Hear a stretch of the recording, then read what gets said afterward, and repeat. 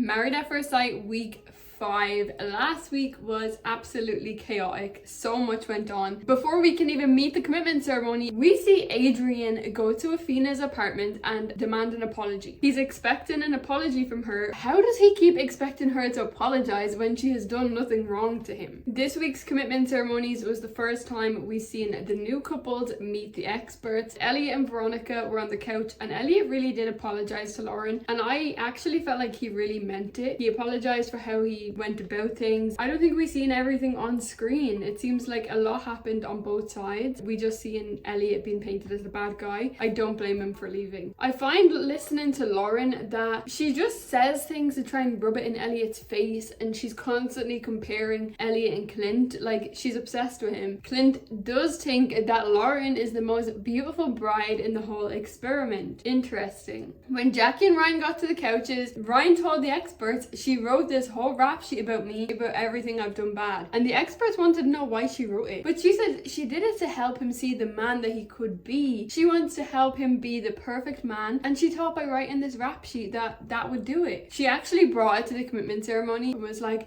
I actually have it in case you want to read it. Why is she carrying around this rap sheet of every bad thing he's done to her? Let it go or say leave. I'm waiting for the week that Jackie writes leave, but I don't think it's gonna come. We do see this week that Jackie is really upset because Ryan hasn't dipped her 100 times. She just wants him to dip her 100 times, buy her flowers, do all of these romance movie things, and he's like, but I have been, like, we've been dancing in the living room, and she's like, yeah, but you've not done it 100 times. You need to do 100 times. And he's only done 3. It's not good enough. She's counting. She has a tally in her freaking bedroom and she's crossing it off. He's only done 3 so far. Very strange couple, but they're still staying. Now, Rye did bring up the fact that Jackie messaged her husband behind her back and Jackie was not impressed. As soon as Rye said it, the experts was like, Jackie, what do you have to say for yourself? And she was just staring at the ground, like she wouldn't even respond to them. They were like, we're speaking to you, hello. Then she went on this big spiel about how she's in a position where she can't handle Ryan and she needs a male on her side. She can't handle living with him. He's so hard to handle. Ryan is like, that makes me sound so bad. You're still saying stay every week, but you cannot handle living with me because I'm so bad. It doesn't make sense. If he's so bad, why isn't she bringing it to the couch? Why isn't she telling the experts? Ryan and Jeff did let the experts know that they've been intimate, so they're moving forward in their relationship. I think that they are definitely the strongest couple. You can see that they're blossoming. It is obviously like they had a past relationship before Mafs. Definitely working for them. Then we get to Billy and Sierra. Now, they have obviously not been living with each other because of the whole Sierra and Adrian gate. Sierra tells the experts the mistake she thinks that she made was not being honest with Awhina, and she just has no regard for Billy still. I am so confused why she has no care for Billy's feelings at all. This guy that she married, this guy that she's been living with, sleeping in the same bed as, being intimate with, the guy that has shared everything with her, why she just has no regard for his feelings at all. It's crazy to me. And this commitment ceremony, she just looks completely shut down. It looks like there's just nothing going on behind her eyes. It's not scary, but it's sad to see like what is actually going on there. I don't think Billy has done anything because Billy seems like the sweetest person. What has gone on in this experiment for her? She looks so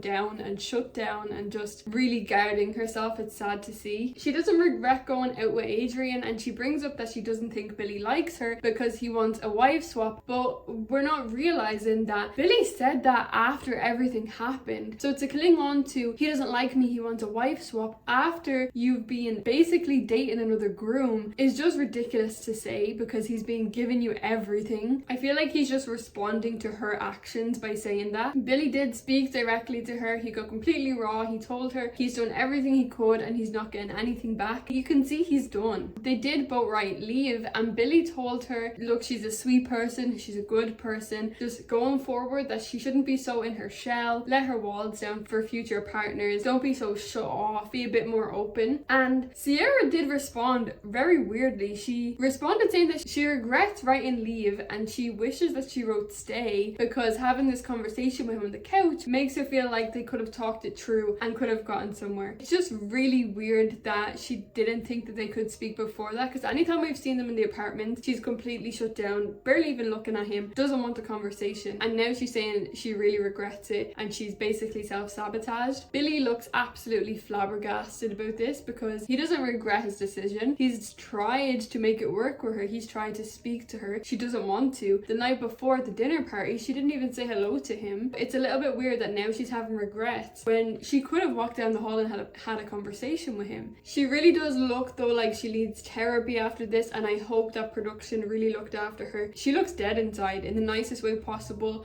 Looking at her on that couch, she's just a shell of herself and she just does not look good at all. So I hope that they very much looked after her after that. I don't know what she went through behind the scenes, but it doesn't look like she had a good time at all, and I don't think it's down to Billy. Then we get to Tony and Morena on the couches, and Tony said they've been on dates and having a great time, bowling, dinner dates, and he's been having lots of fun. And Morena says, Tony, I'm so glad to hear that, but I don't agree. That's not true. I've not been having a great time. You've been putting me in headlocks and fist pumping me, and you're not a man, you're not a gentleman, you're a child, you're a teenage boy. The couples find it hilarious that she's complaining that he puts her in headlocks, because even looking at Paul, it seems like he just like gives granddad nuggies on the head. I guess it's just playful and his way of showing some sort of affection. He's not putting her in headlocks to stop her breathing. It's just playful. That's the way guys play. Anyway, she doesn't like it. You can imagine how she reacted to the couples laughing at her. She did not like that, not happy one bit. Morena is a very confusing person to me, because it seems like Tony is really trying. He's just trying to have fun. He's trying to get to know her, and she's just like, no fun, seriousness all the time. It just doesn't make sense to me. Tony's trying to branch out to her with affection. He's giving her hugs. He's taken her on dates by the sounds of it, and she's still not happy. But I really don't know what Morena wants from this. We get to Awhina and Adrian on the couch, and Adrian doesn't understand that leaving Awhina is hurtful, because she should mean more to him than this stupid promo that he's still going on about. His relationship is what's supposed to mean more. That's what he's here for, right? Leaving Awhina is fine to him. But I think that's what he's missing here, because Awhina was there for him when he was being left out. He still left her alone and then went to comfort Sierra. How does he not see how that wouldn't be hurtful? Knowing that your wife is upset and crying, really hurt by you, and you go to comfort another bride, it just doesn't make sense how he doesn't see that, and how he's expecting an apology from Awhina when she's done absolutely nothing wrong. Adrian wrote stay, but Awhina wrote leave, and before she was able to even tell her response, he told the experts, we don't need her response, it doesn't matter what she has to say. She did write leave, but she has to stay because he wrote stay. He spent the whole week abandoning his wife to make sure Sierra was okay. I really hoped this week he would treat her the way that she deserved, but it just gets worse. Honestly, I hope they leave next week, because Adrian is really grinding my gears at this point. There's no redemption for him. We seen Billy donating his fish to Jamie and Dave, and unfortunately Billy is gone. I would have liked to see him just stay for the rest of the season to commentate. Awhina and Adrian are still living separately, and Adrian rocked up waiting for Awhina to basically accept him back with open arms. Like she didn't try and leave last night. You just expect her to be like, yes, come back, I want you to be here. No, if she wanted to go home, you made her stay, and now you're expecting her to just be like, new page, everything's forgotten, come home, I miss you so much. It doesn't work that way. But this week we do have a family week. Weirdly enough, we seen Veronica go to bond with Lauren. Bad move. Should that ever have happened? Like, that should never have happened. Lauren is only ever going to speak bad about Eliot, and Veronica is saying Lauren's the only one that knows him. Lauren spent 2 days with him. Veronica did the whole honeymoon. What is she gonna get from Lauren that she's not seeing herself? Lauren didn't even get the full Eliot. She didn't want to know Eliot. Speaking to anyone's ex would never be good to get details on your partner. I don't even know why it was allowed or why Veronica would want to do it. Lauren just completely trashed him, said that he's toxic, he's a narcissist, and that she feels sorry for Veronica. The photo ranking challenge is back. No PTSD from the first week. Lauren is not a fan of Jackie. Clint put her as, I think he put her as like 4th, maybe even 5th, and he was like, oh, I think I would have put her higher by her looks, but I'll put her lower for now. And Lauren was like, she's rough and she's scruffy. I thought that was pretty nasty to say about anybody. I don't know why she feels comfortable talking about people like that. I don't think Jackie looks rough or scruffy at all. All of the new couples put their partners first in the photo ranking challenge, except for Veronica. Now, Eliot done the task as he was asked to do. You put them by physical appearance, that's what you're supposed to do. It's not about your impression of people or what you think of people. But Veronica did not like his answers at all, or his rankings. She didn't like it. She wants to know more and details of why he put everyone where they are. It's not about your opinion on them, it's about your physical appearance. So I don't know why she's going crazy at Eliot. But like that, she did hers in terms of her opinion on people. So she put Eliot as third because she wants more emotion from him that she sees in Dave and TJ. She doesn't know these guys. She's met them like, what, once? It's supposed to be on physical appearance, not on your opinion on them. We then seen Lauren's audition tapes and it highlighted all of her traits. She asked for someone earning $1 million plus or she'd hate them. You have to be earning $1 million a year or she'd just hate you. You need to be able to take her to Europe, own properties, all the things Eliot said she was. Everybody called Eliot crazy. She then told Clint she doesn't think he's alpha. He's not an alpha man. That he needs to let his chest hair grow, take off the G-string and wash the fake tan off. This relationship is about to crash and burn. Why is she speaking so down on him? I think Lauren is a true villain in this story and Eliot never was, and we're just being shown her true colors now. Awhina and Adrian meet up with their sisters. Now I don't even have the words to explain this meetup except for that Adrian planned a literal jump. Like he expected he set his sisters up to come in and jump Awhina because that's exactly what they done. Awhina is already very vulnerable right now and as soon as she walked in they jumped on her, didn't even let her really respond to anything they were saying. She was so taken aback because she's meeting up with his sisters and his friend. Let's not even get onto his friend yet. Straight away they were just on her like she was the problem. I can only imagine what Adrian has been telling them. Now Cleo arrived after them and she can see straight away that Awhina's been crying. She's like, what is going on? I can see that you are not yourself. Adrian left Awhina to explain everything. Zero support for her. It was like he was just there to watch her get attacked by the lions, not defend her at all, not stick up for her. There was no partnership, no support, nothing. It was absolutely disgusting. The girls who arrived came just attack. They planned an attack on her to make comments about her being a mother. They didn't come to listen to her at all. Awhina was explaining to them that Adrian just doesn't show up. He barely even recognizes her as a person. He never asks how she is. Hasn't once asked how her son is. And he's like, you told me not to talk about your son, that you talk about him when you're ready. And she's like, but I have brought him up. I've brought him up, which means I'm comfortable enough with you to speak about him. I've brought him up a few times. And this Jasmine girl was like, yeah, you'd hope so. And scoffing at her about basically trying to downgrade her and saying that she's a bad mother because she's here and not with her son. I'm so glad Cleo was there to support her and tell them that they're not worth any of her time. Adrian's saying that he's embarrassed for Awhina and Cleo speaks absolute volumes when he literally set up his wife to be attacked and try and make her look bad. I don't even understand why he's trying to set her up like that. She hasn't done anything but care for him and try and stick around and make things work with him. He's the one that's fucking shit up. He was literally on a date with another wife. Why isn't his sisters talking about that? They're just talking about that Awhina's focusing on the bad and she doesn't want to see the good in Adrian. Your brother is a piece of shit. That's the nicest way we can say it. The nicest way we can actually say it. Or how about we use your words? You can put a ribbon on a turd, but there's still a turd. You're speaking about your brother when you say that. His sisters stood around outside calling her shit, calling her trash, and Adrian did not defend his wife at all, which is enough said. He stood there just listening to them say that. And I honestly think Adrian is 100% staying just to try and control the narrative in his favor. And it's not gonna work. In what world do they think that Cleo done anything wrong? Cleo came and literally defended her sister. She said nothing. She even arrived late. His family came in attacking Awhina and Cleo stuck up for her because she wasn't standing up for herself. Awhina was allowing them to just come down on her when she didn't deserve it. And then Adrian was talking about how he's losing time from work and his dog. He just does not appreciate Awhina at all. He doesn't deserve her. She's she's way too good for him. He clearly thinks that his sister's done nothing wrong because he set her up to be like this. I know I'm saying his sisters, but his little friend is included in sisters because she's probably worse than the sisters. Maybe she is sleeping with Adrian, I don't know. Something's going on between them. She was definitely the worst of them all. She kept scoffing at Fina like she was better than her or something. Now we get back to Veronica. I can't believe that you guys have me on here defending Eliot after the week that he joined. I was like, this is the worst man I've ever seen. Production really screwed me over with the editing of that because I take it all back.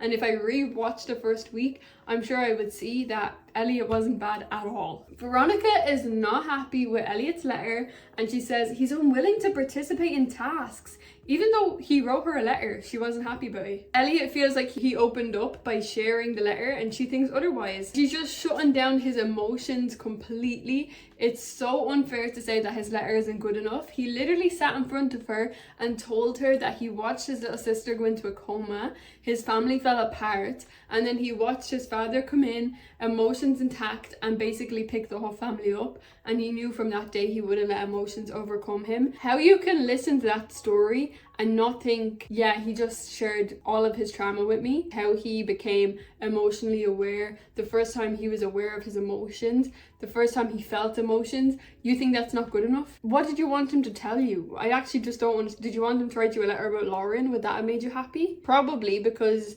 that's your best friend now, right? She said she wants to know more about him, but he felt like sharing his letter done that, and she doesn't care less. She actually left their apartment. She walked out. She's like, I can't do this. I can't even look at you. I'm not doing this. You don't want to open up to me. I'm leaving. We actually seen on the table, Adrian is reading the 4th agreement, and I absolutely love it. The 5th agreement is my top recommendation to absolutely everybody. I've actually gifted it to like 2 people. It's on my desk right now because I'm rereading it. I recommend it, but I was so happy to see Eliot was reading it. That just shows how emotionally aware he actually is. If he's reading stuff like this, it makes sense. And yeah, Eliot is my new favorite guy in this season. Veronica returned to the apartment though, and she looks at him like he's an absolute waste of space. Like she is above him. He's beneath her. She just has no respect for him. I don't understand why she's looking down on him so much. He shared something that was really important to him and she just doesn't care. You can see in Eliot's face, he's looking and he's like, what is going on here? I think he even looked at the camera a few times like, are you guys hearing what I'm hearing? Because it made 0 sense. 0 sense. Eliot has been really open with her and I feel like she's taken Lauren's words. Now she's looking at everything he's saying through Lauren's eyes and just disregarding everything about him as a person from somebody's 2-day account of them. Someone spent 2 days with them. You've been with them for what, over 2 weeks now? No, disregard that. Lauren said he's a narcissist. We're not going to listen to anything he has to say. We're going to take her word for it. He's a piece of shit and I'm above him. That's how she's coming into this. She's been very condescending to Eliot. He's trying very hard to dispute this argument. Everything he said, she's repeating it in a question. He's 100% right. He said that she's speaking to him like somebody that hates his guts. If it was roles reversed, we would be calling domestic abuse by now. The way she spoke to him is not right. She's raising her voice at him, telling him, don't raise your voice at me, when he's barely even raising his tone. He's just trying to address things and communicate like adults, and she's telling him that he's unreasonable, and he's just sat there calmly communicating his feelings, which she clearly doesn't know how to do. Eliot, you have fixed your character now. You've rewritten the story. You can leave peacefully now. It's okay. We understand. We understand you're the good guy and not the bad guy. Morena is not happy to be meeting Tony's friends because she's not happy with Tony. Tony's friends told her they're never going to get anywhere by just keep talking about everything if they're not living in the moment and moving forward. I've been saying this since the beginning about Morena. She just wants to speak about how her fairy tale is to be in love. She'll feel it one day and da da da da da, instead of actually being in the moment and letting feelings grow. Morena said at that table that Tony took her personality from her. He stole it. He absolutely just destroyed her whole character. I think that's so unfair to say. Unless we are being absolutely swindled by production, Tony has been nothing but sweet to her, caring, giving her the space she needs, and she is just being bitter for no reason. Tony spoke to Mirena's friends in private and he said it's just not going to blossom into anything, so I really need him to say leave next week. Tony, we understand, you're done, it's time to go home. He also told his friends that he thought he'd find a younger person and maybe that he'd end up having kids. Now this is new information, but it's just a Tony thing because he's throwing in a lifeline here. I don't think Tony wants kids. I think he's trying every possible solution to let Mirena let him go easily. Instead of just saying to her, look, we're not gonna work, it's done, goodbye. Now he wants kids. Her friends think that she's gonna be absolutely fine with this. I don't think she's gonna be fine with this at all. Mirena seeing right through it. As soon as she told him, she was like, now he wants kids. Really, now he wants kids? He does not want kids. I can tell you for a fact this 50-year-old man does not want kids. He needs a lifeline. I don't know, did he expect to get a younger girl? We know his cousin pulled him aside at the wedding and was like, she's really old, you deserve to be awarded a younger woman. Does he have the same mindset and knew he was on camera? I don't know. He's clearly not happy with Mirena at the moment. And I do think though he gave it a really good go and she just consistently put him down, put him down, put him down. And at this point he's just like, nah, I'm not doing it. I'm not doing it. I'm over it. Now, to the heavy part of the week. A lot of people are disregarding this as nothing, and we are not going to do that on this channel. We are not going to sit around and act like this is nothing. Karina made a comment in front of Roy, Jeff and Paul when the song came on that she slept with the rapper that was singing it. I'm pretty sure by reading everything online it was Quavo from the Migos. Now when they went back to the apartment, Paul absolutely flipped out and punched a hole in the door. He seems pretty remorseful in all of this, but it is not acceptable. There is never an excuse for it. If you cannot control your emotions, you need help. If you cannot feel anger or heavy emotions without putting your fist through a wall, you need help. It's that simple. He's talking about he's never done this before. He's crying. He's doing that type of cry where you would make yourself physically sick if you do it for a long period of time. I'm not buying it. The way he's acting, if you've experienced anybody that would put their fist through a wall, they act exactly like that. He's acting like he's never done it before, crying, and he's all over her and he's just nearly puking with tears, and I'm just not buying it. I don't buy it at all. I think he's done it before. He clearly has anger issues, and I think Karina is too okay with it. I think he needs to be removed from the show. We should not be allowing domestic violence on TV. What happens when cameras are not around? And I understand cameras weren't around when this happened,